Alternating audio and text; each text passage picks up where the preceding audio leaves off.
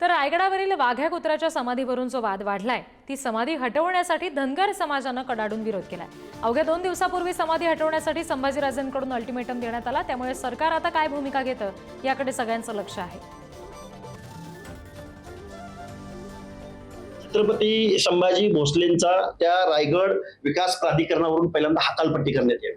विशाळगडाप्रमाणे जर वाघ्या कुत्र्याच्या समाधीच्या बाबतीमध्ये त्या स्थळाच्या बाबतीमध्ये जर काही घटना घडली तर महाराष्ट्रामधला धनगर समाज हे अजिबात खपवून घेणार नाही। जसवंतलाल मेहता यांचं ते पुस्तक आहे, त्यांनी असं म्हटलं की शिवाजी महाराजांकडे कुत्र्यांची पथकं होती आणि गनिमी काव्याने ज्यावेळेस शिवाजी महाराज युद्ध करायचे तर कुत्र्यांची झुंड आधी ते सोडायचे शत्रूला आणि गोंधळ उत्पन्न करायचे शत्रू सैन्यामध्ये, आणि मग गोंधळ उत्पन्न झाला की मग मावळ्या येऊन अचानक हल्ला करायचे। त्यामुळे शिवाजी महाराजांचे अनेक विजय सोपे झालेले आहेत। म्हणजे शिवाजी महाराजांच्या व्यक्तिगत जीवनात तर होता एक कुत्रा, परंतु त्यांच्या सैन्यात सुद्धा कुत्र्यांचं वास्तव्य होतं आणि आता यांना कुत्रा अपमानास्पद का वाटायला लागला।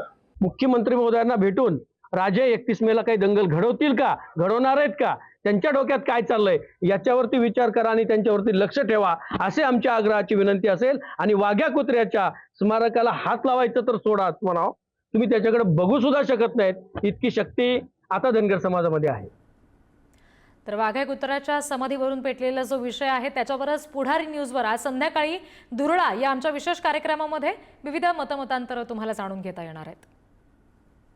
रायगडावरील वाघ्या कुत्र्याच्या समाधीचा वाद काय आहे ऐतिहासिक पुरावा?